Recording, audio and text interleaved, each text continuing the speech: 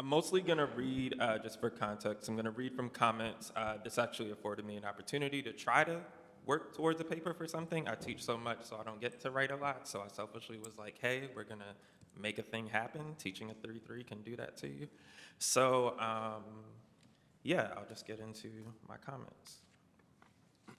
I would like to start with thanking the creator and the creators for this opportunity, the Africana spiritual community for looking out for me, and my ancestors for walking with me.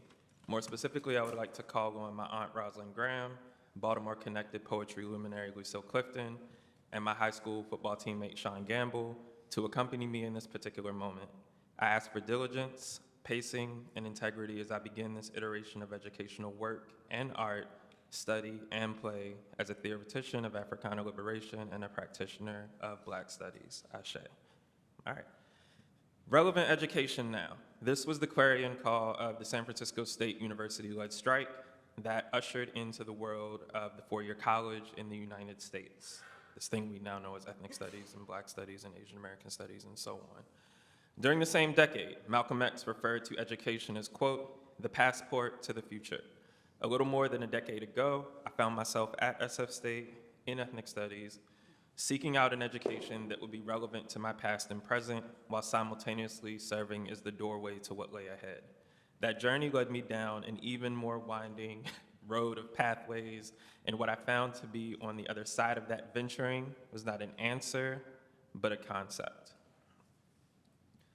In my senior year of high school, we had a Black History Month program planned.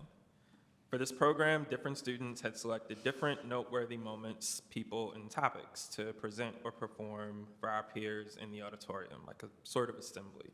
We'd been practicing for weeks during lunch breaks and in between classes.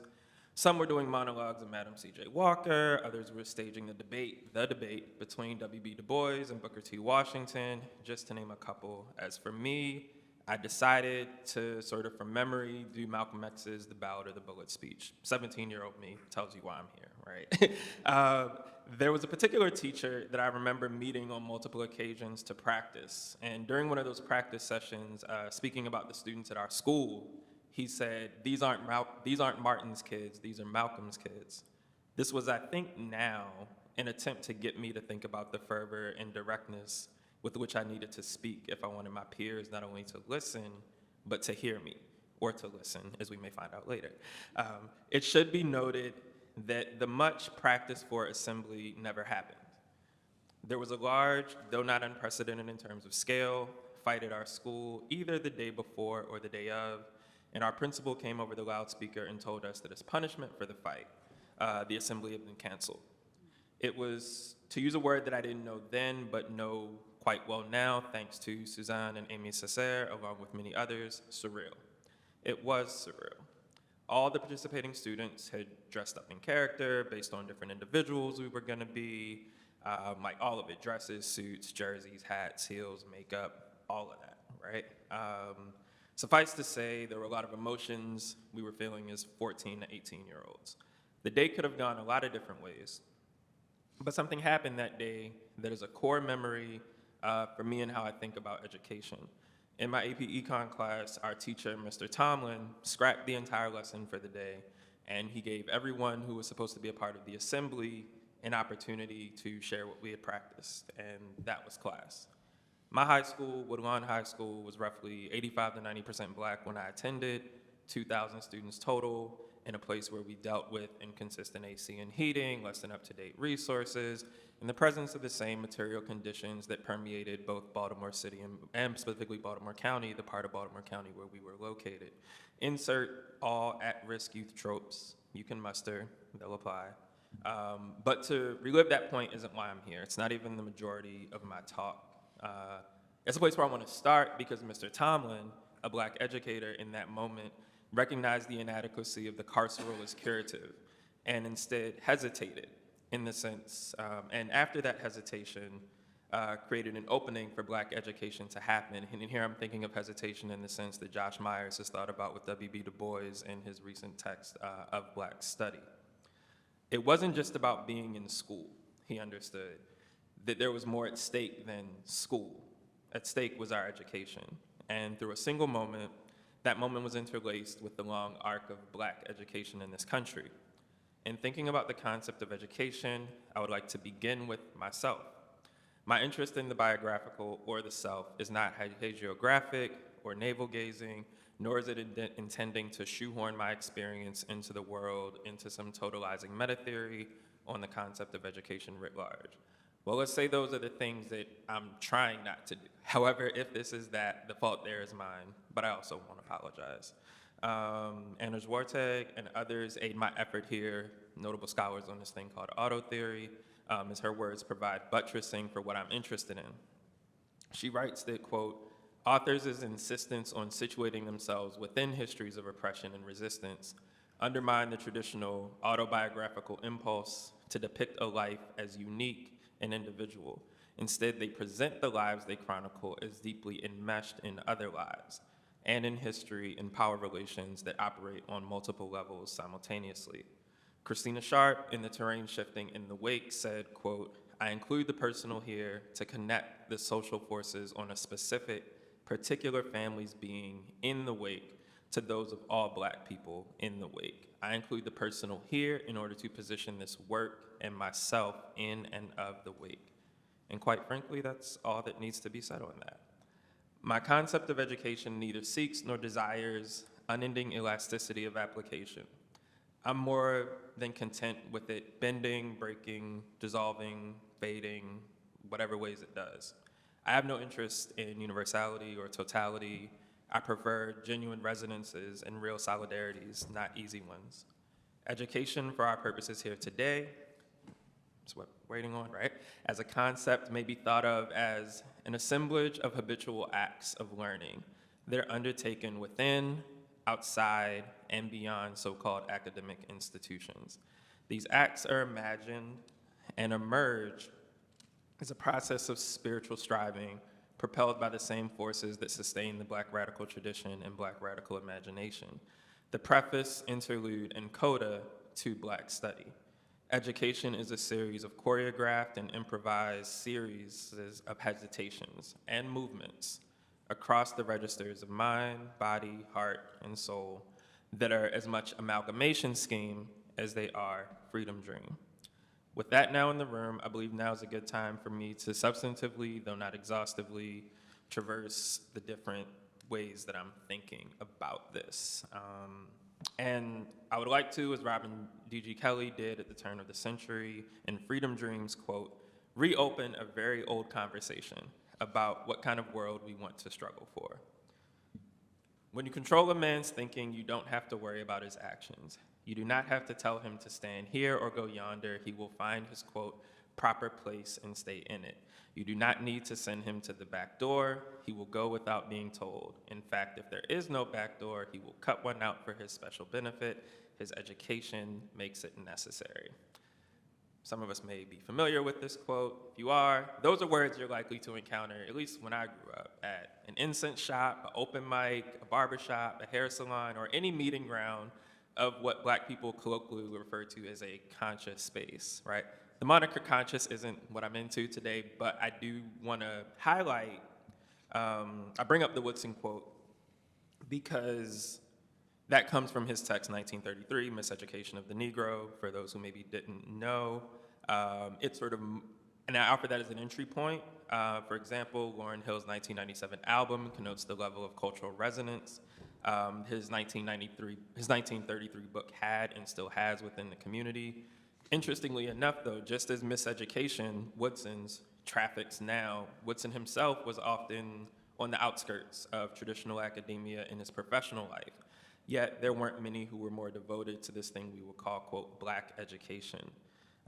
In the text that served as the precursor, actually, for Miseducation of the Negro, the Education of the Negro, he sort of gives us some responses in thinking about this idea of that the majority of the Black people in the South had by this time come to the conclusion, or the majority of people in the South concluded that intellectual elevation was unfit for service, for those who were deemed to service, and renders it impossible to retain them in this condition.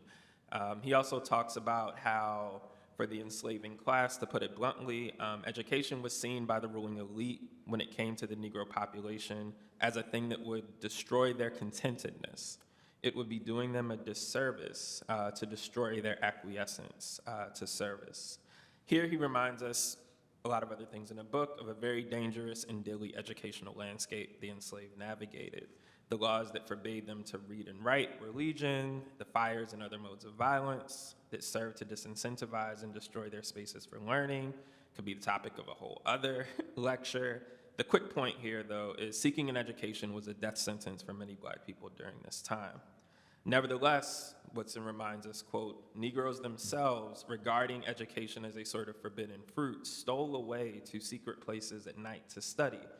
And the only times that they would maybe encounter white encouragement was when the education type they were pursuing was seen by those white benefactors to be in service of the goals and desires of their masters, that both liberal and conservative. Again, William Watkins, James Anderson, all have whole books on that. And that last point is really how he became sort of, over time, disenchanted with the idea of education. That's why we get miseducation. Like, education of Negroes a far more sort of optimistic, thoughtful situation. Miseducation is really just a hit piece on anybody who's in his sphere. Look, it's really a collection of articles, many that have been published previously. The seat of the trouble, probably the most apt here. He situates the university actually as the seat of the trouble with Negro education in terms of one quote that he has there I want to bring into the room is he talks about the present system under control of whites trains the Negro to be white and at the same time convinces him of the impropriety or impossibility of becoming white. So that was 1933 that he's thinking about that. For this conversation, I'll sort of just slightly shift to a peer of the two of them was a person by the name of Benjamin Quarles. Benjamin Quarles, African-American historian, taught at Morgan State. My mother actually had the chance to meet him, learn briefly under him for a while, just as a student, like in passing, but she was like, hey, you're doing this like school thing. Guess who I had a class with, right? So those are great conversations, but in a text he wrote, The Negro in America, he told us about this idea. He said, much more than he feared the Negro, the Southerner feared losing his grip on the world and almost the loss of his identity. Whereas I would add, it's equally important, the same goes for the North, just in a different form or fashion. Frederick Douglass's quote that Du Bois references in General Strike, that kind of gets to this well, is where Douglass said, quote, of the Civil War, it was begun in the interest of slavery on both sides. The South was fighting to take slavery out of the Union, the North fighting to keep it in the Union, the South fighting to get it beyond the limits of the United States Constitution, and the North fighting to retain it within those limits. The South fighting for new guarantees, and the North fighting for the old guarantees, both despising and insulting the Negro, just two sides of a different coin. Now, that gets me, again, like all of that is entangled with education. So in the sort of John Hope Franklin school of many others, like education and freedom, right?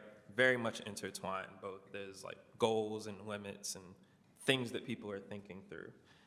Now I'll shift somewhat to sort of the aesthetic side and thinking about like Candace Chu, if anyone's read sort of the difference aesthetic makes, there's some really interesting ideas that I found resonant here. So as a currently operating thing, our education system is designed to induce what Chu writes about as, quote, the sanctification of belief in the personal and national sovereignty, that authorizes the innovation and enactment of regulatory and disciplinary mechanisms designed to protect the public from, quote, the criminal, the citizen from the terrorist, the legal from the illegal. Chu cautions us against like reacting to this moment in ways that we may think are beneficial, but actually are not. So for example, I'm sure we all in this room have heard, the crisis of the humanities, the crisis of many of, the disciplines that some of us, others of us have been trained in respective ways or teach in. And one sort of impetus for that crisis is to then save, right, the humanities or to save these things. But Chu in that text really, I think, forces us to question, like, what is it that we are saving, right? We can both really apprehend like the crisis At the same time, though, there are issues within these disciplines that I guess her question and my question would be like, does saving these things guarantee that those things get addressed? Again, maybe they do, maybe they don't. Maybe we figure it out. But for her, either way, a danger of this moment is that that act of saving may actually be like a retrenchment of liberal values that are still integral to the U.S. national project.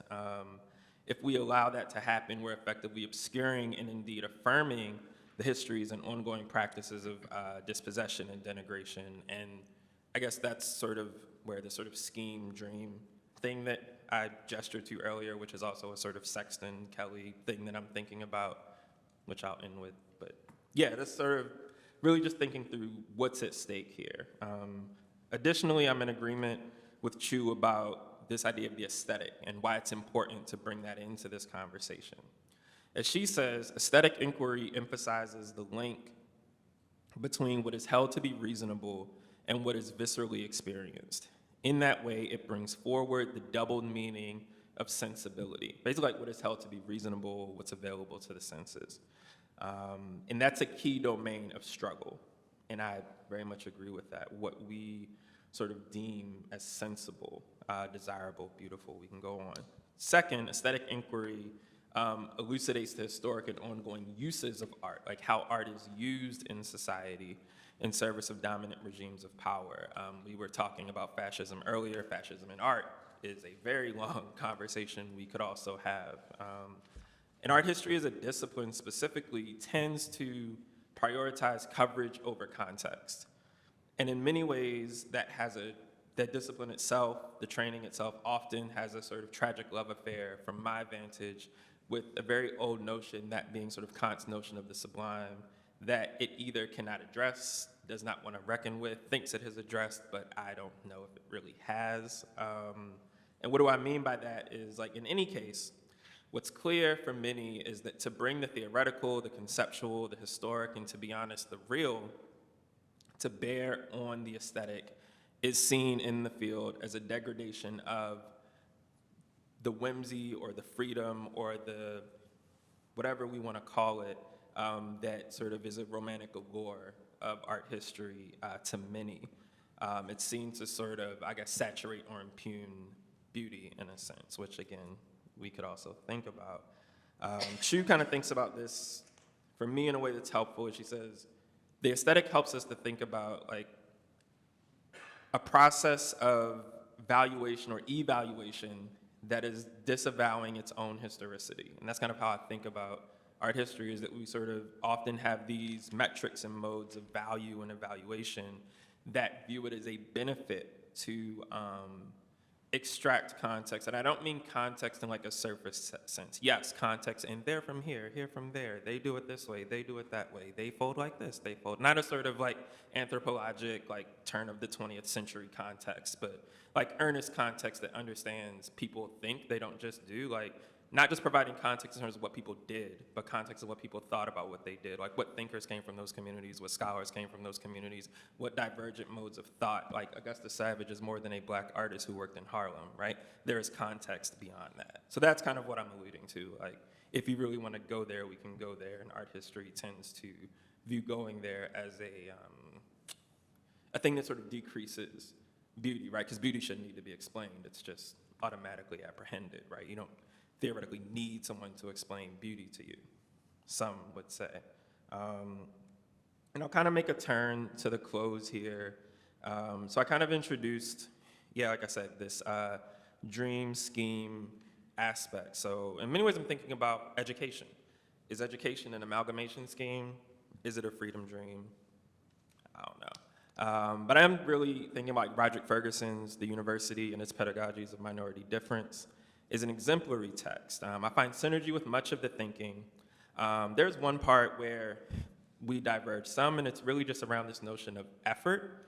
So Ferguson asserts brilliantly, I think, about the outcomes of sort of the incorporation of things like ethnic studies, black studies, feminist studies into the sort of neoliberal structure. He also sort of does, at least for me, kind of collapses that with the efforts that drove those things. And at least in my experience, that's where I would sort of differ. That comes, again, to be honest, that comes from being at SF State, being taught by strikers, right? Coming out of Temple, being taught by people who put the first Black PhD program into existence. Not arguing against the co-optation that later occurred, but sort of the initial impetus, I think, was about more than just seeking a place, right? There was something else at work. For example, like people who got expelled from SF State and never got degrees in anything, they weren't out there, you know what I mean? Like they weren't out there for sort of just material benefit. There was something else at play in that project. Again, I agree with Ferguson completely on the outcome, which I'll kind of gesture to here, but people don't go to the front lines just to be incorporated. That's just not how struggle works.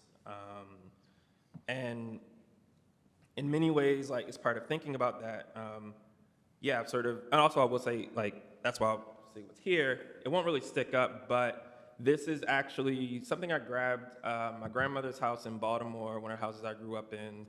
We no longer have it in the family, long story, but when we went to get stuff out, I found this. So this is my great uncle's yearbook. He went to high school in Lake City. This is from 1947, 43, it's from a while ago. I'll check the year, but the picture I wanted to highlight is this is actually Mary McLeod Bethune came to speak at their high school, and she was sort of the keynote speaker that year. And he's in the picture with her. I think he was class president. But the reason I wanted to bring that up is talking about like the other parts of pursuing an education, right?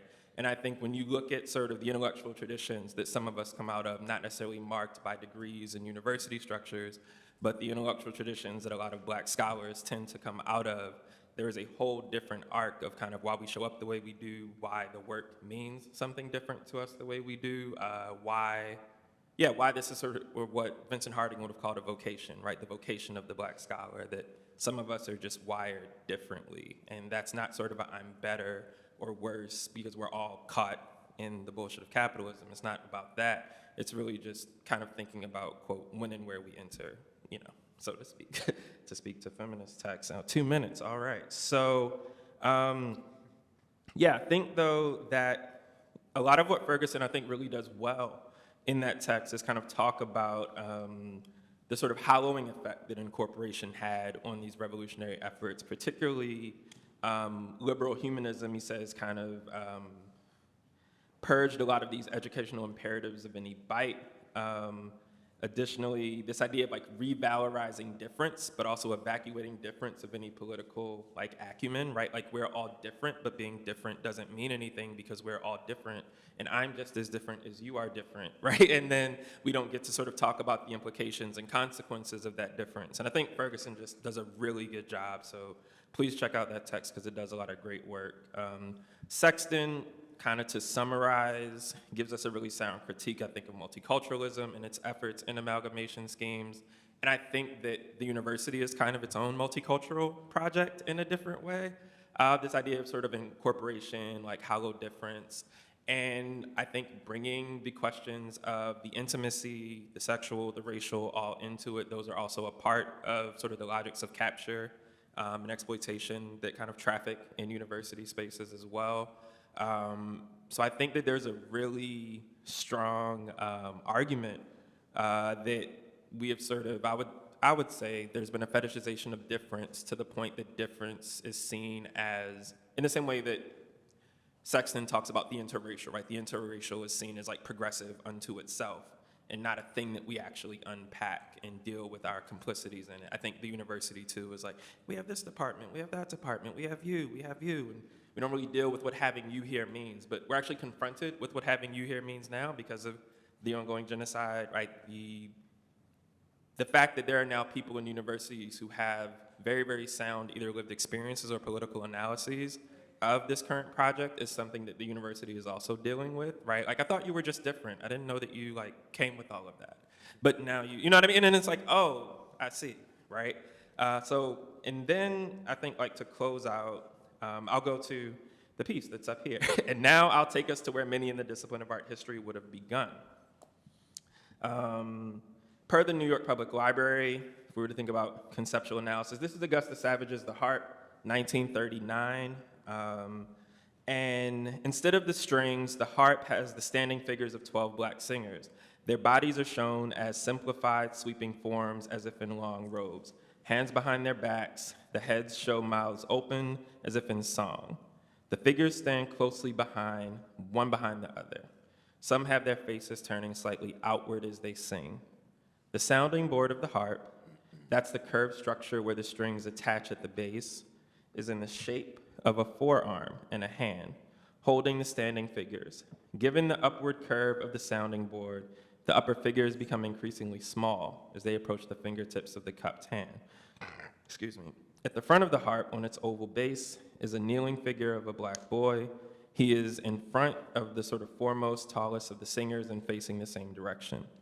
He wears loose trousers and is bare from the waist up. He stoops to hold in front of his knees a rectangular music book or plaque with the words, "Lift every voice and sing." Augusta Savage, brilliant artist. Oh, this was also made out of plaster. She couldn't afford bronze. The original one was also destroyed. This was made for a World's Fair, and a lot of the pieces that in general were made for those World's Fairs were like up and destroyed. Like, it was just event specific, but she also just materially didn't have access to bronze to even make something long term anyway. Amazing artist, but in a lot of sort of Black art communities really made the impact as a teacher. That's why I'm bringing her up in the context of education. So you all probably do know the name Jacob Lawrence. Jacob Lawrence credits the beginning of the success of his art practice actually to the lessons he learned in Augusta Savage's studio, which is now the site of the Schomburg. Like, if you go to the Schomburg now, that's where her art studio was. And Augusta Savage was that for a lot of Black artists of that period. They studied under her. She taught them. Sort of teaching was not adjacent, it was integral to her mode of art practice. And that's really big for me. And I know I mentioned habits, right? And this is my last paragraph. So this idea of habits, I talk about education as a habit. And Monica Huerta is one of my favorite writers, wrote a book called Magical Habits, literary scholar. And in thinking about what she thinks of as magical habits, like things we can try to do, she says that it's not about being anyone's hero, but about certain habits of thought to which we've been called in the hopes of both deconstructing racial and settler colonialism's capitalist structure and philosophical life, and filling out historical archives shaped through and by these historical violences and imbalances of power. So education for me portends an occasion for those of us so interested to suss out, figure out whether these critical imperatives, as Huerta says, meant to liberate minds and so futures can be livably lived in. That is, what they yield to an inner life when critical turns of thought are practiced as habits for living. And when I think back to the gestures of many I've mentioned in this lecture, especially the impact Augusta Savage had on Jacob Lawrence and countless others, as well as the impact Mr. Tomlin had on me and my peers, and maybe even the impact Mary McLeod Bethune had on my uncle, my great uncle, I'm not sure. I wouldn't describe them as heroic. Like, a hero ain't nothing but a sandwich. If anybody gets that, right? I don't desire them as heroes anyway. Though I do think those experiences of education were, in a way, magic. And that's my time.